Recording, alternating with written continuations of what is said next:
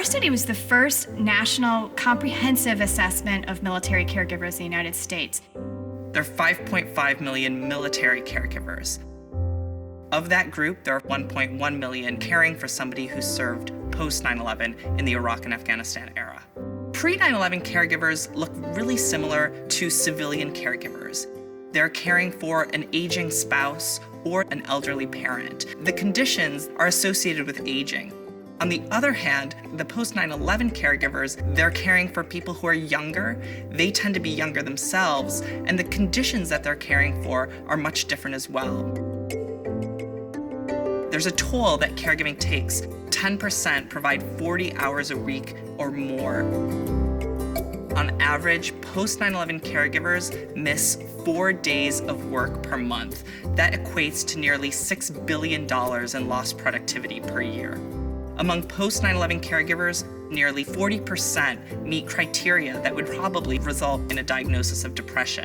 That's 4 times the national average. Among those with depression, we find that only a third are actually accessing mental health care. We find that nearly a third of post 9/11 caregivers don't have health insurance.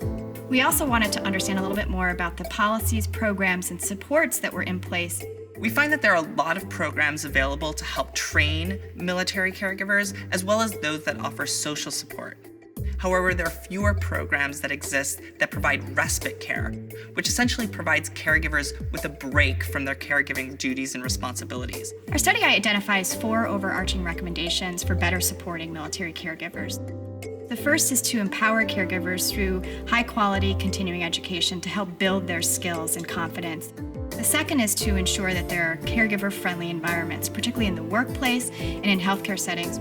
The third recommendation is to fill the specific gaps that we identified in the programs and services that are available.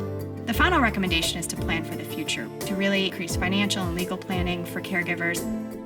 Implementing our recommendations will require coordination among several entities, but there are specific initiatives that Congress and lawmakers can pursue.